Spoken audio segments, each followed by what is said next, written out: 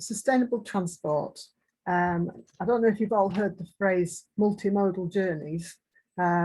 So it's really important in my book that we don't just talk about things in isolation, but very often, you know, your journey, for whatever reason you might be doing it, will probably involve more than one sort of mode of transport. So it might be walking, might be cycling, plus bus, plus train, scooter, you know, so wheelchair, whatever. So although I'm going to sort of split my talk into two different sections, joining things up is really important to me.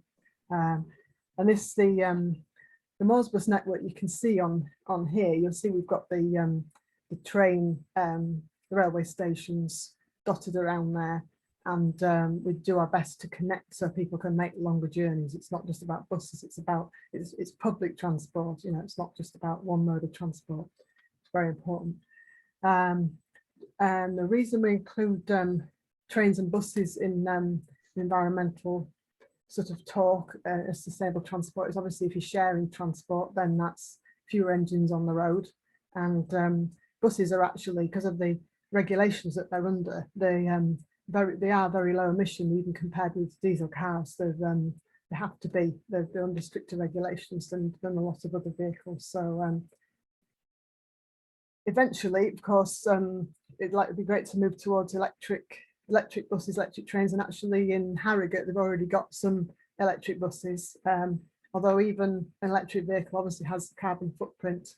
There was somebody on Radio 4 the other night sort of saying that any environmental thing we do at the moment, you know, involves digging something out of the ground, and it's in some country somewhere, and it's a question of trying to work back and make that as ethical as it possibly can be to support, you know, the whole world, and not just think about ourselves. So the reason that I wanted to talk a bit about the Morsbus is that Morsbus is run by a community interest company, of which I'm one of the directors. Some of you know that already, I know, so you have to forgive me if I tell you things you already know.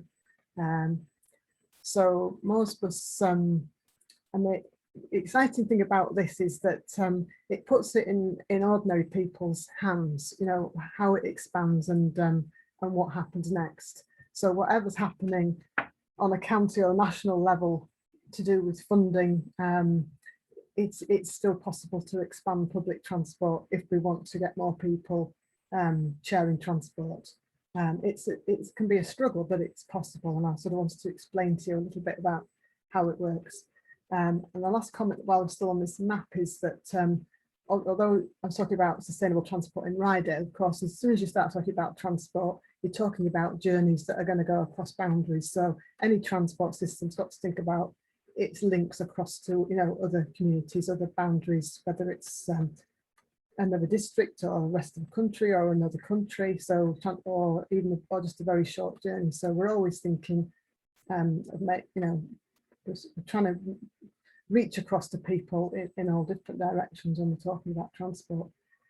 So Morsbus is run by a community interest company, and the reason for that is public transport can't be registered with the Charity Commission. So so it is charitable in intent. The directors aren't paid, you know, and everything, whether it's environmental or social, it really supports, you know, the whole community. And of course there is a commercial aspect as well, in that it brings visitors in, which supports the rural economy as well.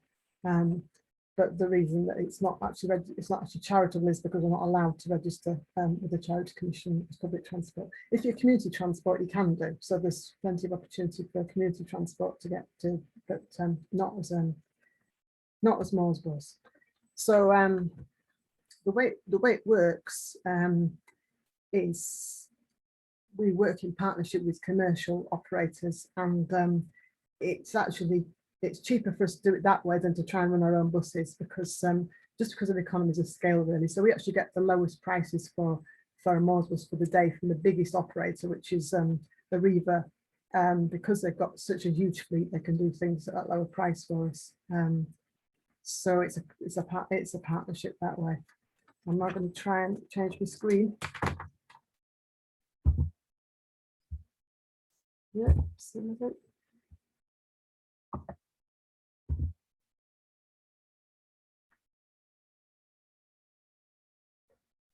I've got a great big thing on my screen, Paul, that says this meeting is being recorded, so I can't read my slides, but I can read some of them. But if it has to stay, that has to stay. So I'm just going to go. I've mentioned some of this stuff already, so I'm going to keep going through. Where are we?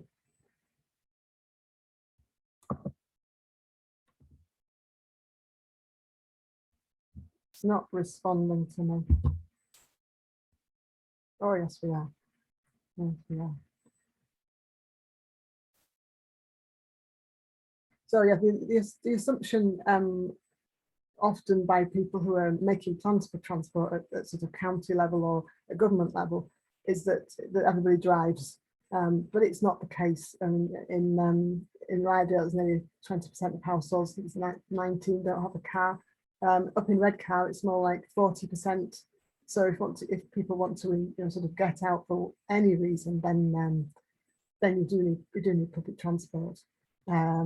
Whether it's for leisure or for general, any sort of daily activity, really. And here's the bit about the environment again. And you see the connectivity there with the bicycles. That's actually the cycle hire at Sutton Bank, who give a discount for Friends of Moresbus members, which I'll mention later. The carbon footprint of transport is massive, but it's also one of the the sort of more complicated things to do something about. And I'm just what I was hoping to do today, just to explain a little bit about what we how people can help in Ryedale to sort of grow the transport.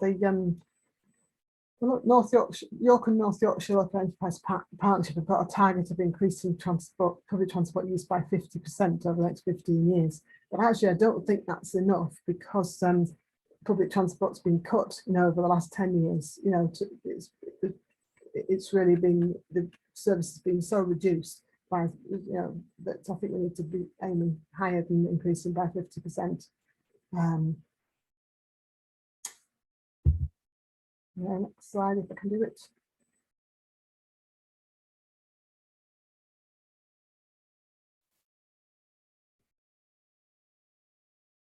So you might think that the buses need to be funded by the fares, and that does work in a city area. Like if you're in London, a friend of mine lives in South London, people jumping on and off the bus every stop, lots and lots of people using the bus, lots of fares. But in a rural area, you go miles between stops. They just don't cover the cost with fares. So you've got to look at other income streams, which is what we do. And one of the new things we've done is a donation ticket. So people use a bus pass, you only get about £1 for each journey that they use. Even if it's like a sort of a £7 or £8 day ticket, we'll still only get about £1. So we've got a donate ticket on the Moresbus, and this could be done on any. The Moresbus could expand to do all sorts of regular journeys around Ryedale. It's just about money and getting support and promotion. It's not rocket science, it's quite possible. So the donation ticket, people simply, if they're using a pass, they can make an extra donation to support the service by buying a donate ticket from the driver. It's not valid for travel, but it means that a lot of people understand that bus funding is difficult. If you haven't got a bus, you can't use your bus pass. So lots of support for that. So yes, donations. Friends of Moresbus gets quite a lot of donations from people.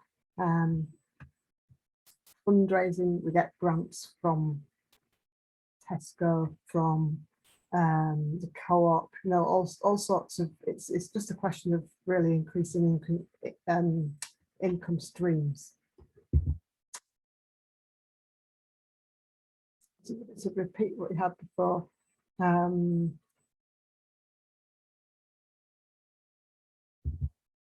Moving on a bit more.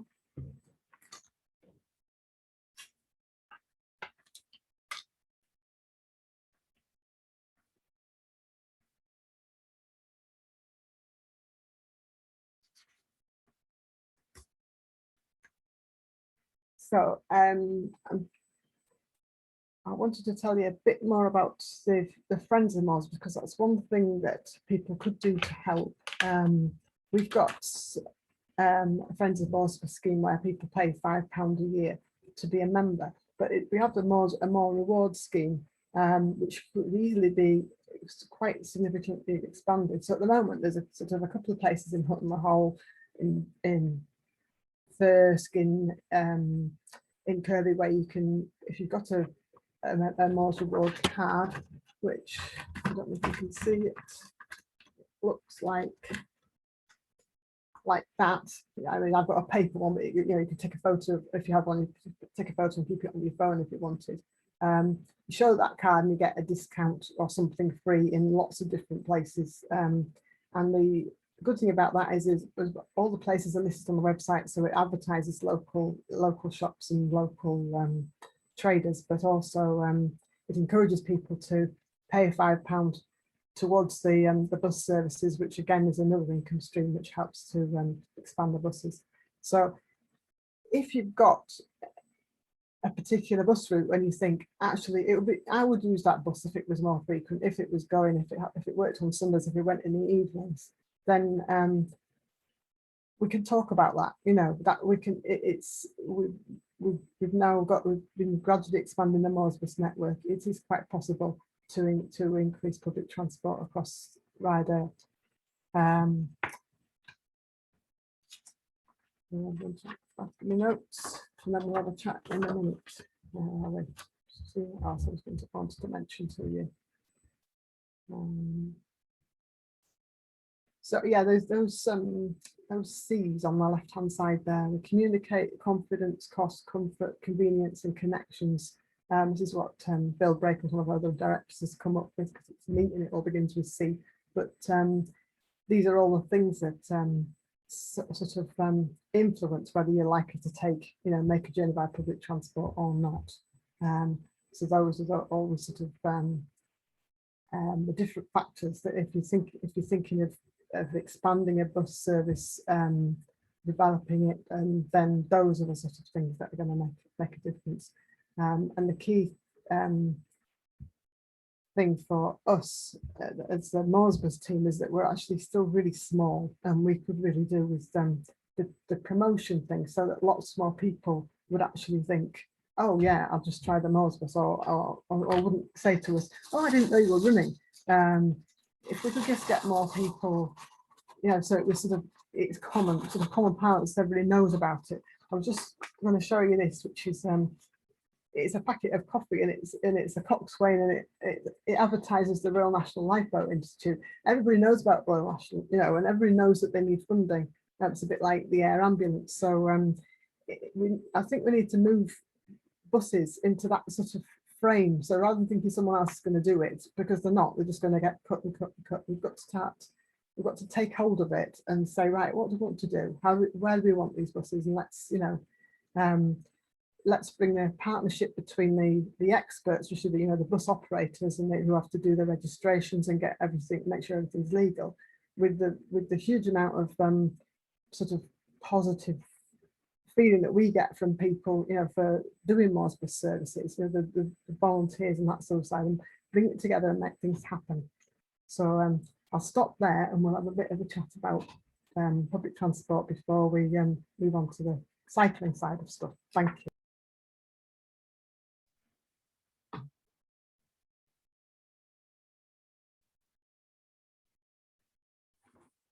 Right, we're moving on. Yeah. So, right, this is, if anybody was part of the talk I did this time last year, this is the Helmsley Rail Bed, and this is a potential cycle route between Kirby Moorside and Helmsley. And Sarah there is standing just outside Helmsley. You're looking east, and it's just beyond the Hareham Road, where the Hareham turning is, just as you're coming out of Helmsley, turning to Hareham. And as you can see, we've got a new mower, and it's been all the way down, a kilometre down to the Ryedale, and all the way back again to broaden the track. Now this is Ryedale's got sort of contrast, hasn't it, for cycling, and this is one of the quiet bits when, and the point of this is obviously to try and avoid cycling on the A170, which is really horrible, because it's 60 miles an hour traffic coming past really close. It's really unpleasant. So so Sarah here is one of the people at Helmsley who's been volunteering to open up the rail bed as the first of various sections of a route between Kevenmorside and Helmsley, and also joining at Ryedale School, which is our high school for the area. So on the next slide, there's a few slides on this theme, and then there's something a bit different. Not responding, hang on.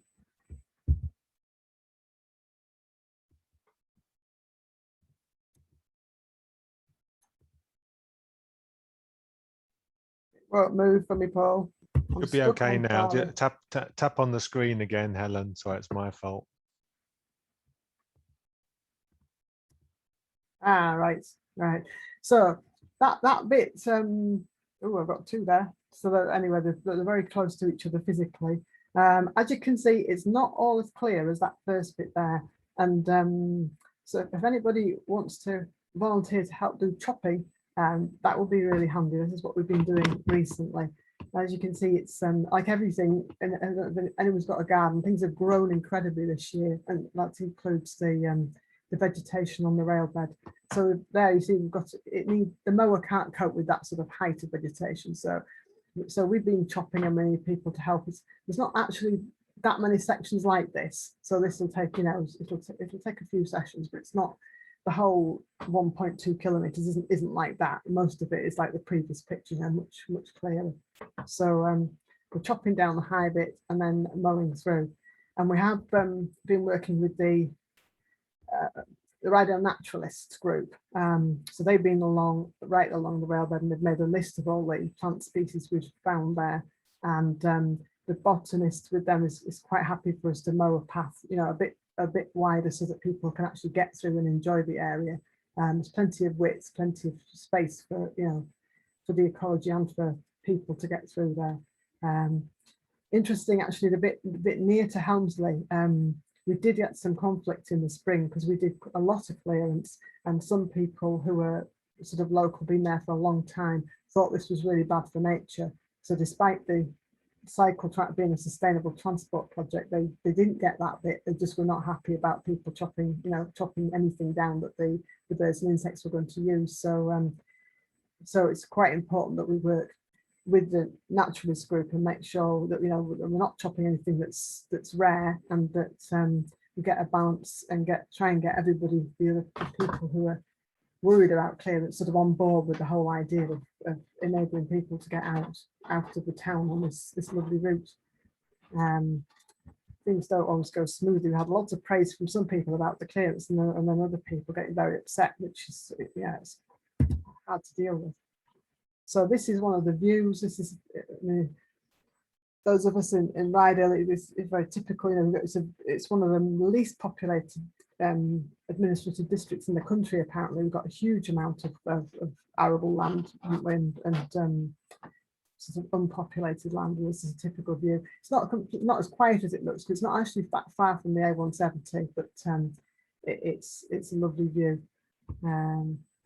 And there's another one there. Yeah, sort of very typical. Now, and these, I just wanted to mention these volunteers. The one on the left with the blue hat on, he's actually 80, and he's doing so. And the other people there are in their late 70s, so they're volunteering on this really for the future generations. In fact, one of our volunteers is actually too old now to walk down the rail bed, but she's she's keen to help in any other way she can. So I just wanted to sort of give them a mention, really, because they're such big hearts. They're thinking of future generations and the environment, not necessarily because they themselves will be able to use it. And the little blue sign on the tree, that's important because that's the National Sheep Association, because although you can't see sheep, there are sheep grazing in the area. And one of the potential sort of opposition factors is the one of the farmers who farms around there, who's really worried about more people using the railbed and dogs worrying his sheep, and the sheep killed, and and injured every year, as you know, by dogs. So that's another thing we've got to, you know, and that's also the sort of working through Beedle and Grange, you know, sort of overcoming the worries of greater public access. It's good for some of us, but people who've been working there all their life, they're not so keen on people coming in. So these sort of communication is really important. So the National Sheep Association posters is one way of bridging that gap. So, and this is, I'm just going to give Roger a mention. He's retired businessman from the South, really good ambassador. So you need people who are going to talk to people as they come by. And as you know, Helmsley's quite posh. Roger's quite posh, so he does a really good job of talking to people, encouraging them, you know, sort of, we're going to set up a bank account because we're going to obviously need quite a bit of stone for that path to roll it, so it's possible to cycle down. So Roger's a good ambassador, so that's a sort of like talking to people is just so important. Right, so the next one, right, I need Paul's help with this, I think, because this is a little video which will last you, it's about 2 minutes, and it's just a complete contrast of cycle spaces, really. So do you think we can play it, Paul?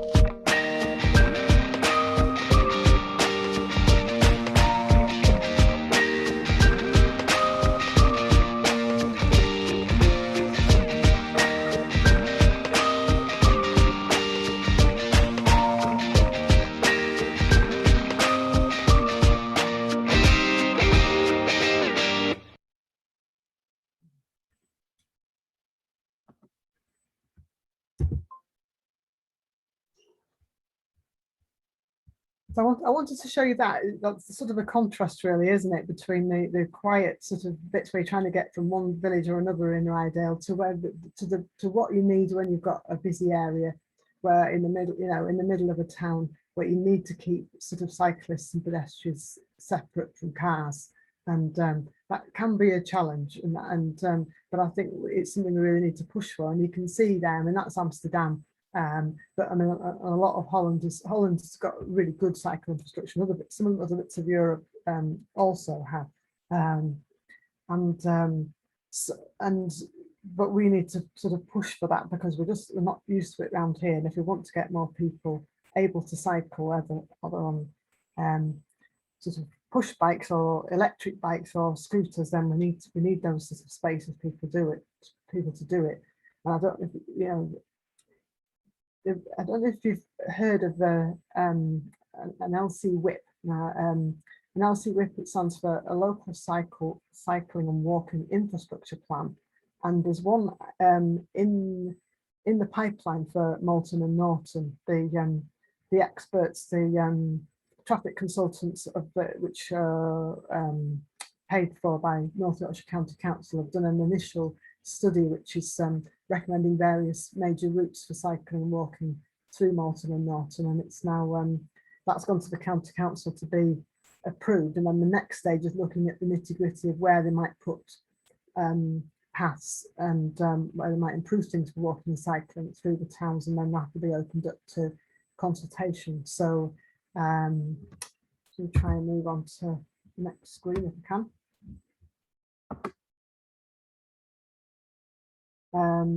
So one of the important reasons for having an LC WIP is for planning applications. So when the planning authority, because they're sort of nationally, they're recognised by the Department for Transport, the local authority planning authorities have to listen to them. So when this is I don't know if you know, there's an application in for 600 new houses in Norton, Malton, and so those they need to take into account not just cycling around the new estate, but the sort of the connections through into the rest of Norton and Malton, where are people going to work, where they're going to shop, how can they get out and do that by bicycle rather than adding like another 600 cars to the what's already congested.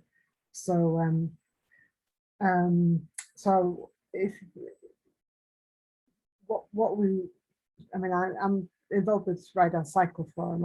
I'm the secretary for Cycle Forum as well as being involved in cycling projects in Kirby Moorside area, and the Cycle Forum have a website at the moment which is looked after by Ryedale District Council by Craig Natras, who's the tourism officer. But if you haven't already done so, if you can subscribe to the Cycle Forum, and then when we get just such a planning application like that one that was there before, we can send you a sort of a quick sort of note saying this is up, please comment, please ask the developers to consider cycling, and cycle routes, because obviously the more people who contact them about when an application's up, then they know there's public pressure for cycle routes, and they're more likely to put the right infrastructure in. So and then other things that come up, we can also contact you by through the Cycle Forum if you subscribe. On that it's getryedalecycling.com, and when you go onto the website, there's a box, you just put your email in and subscribe, and that means we can then let you know what's going on, and we can sort of raise the public pressure on for infrastructure like we just saw in Amsterdam. So what else have we got? We're running out of time, aren't we? Just have a quick look.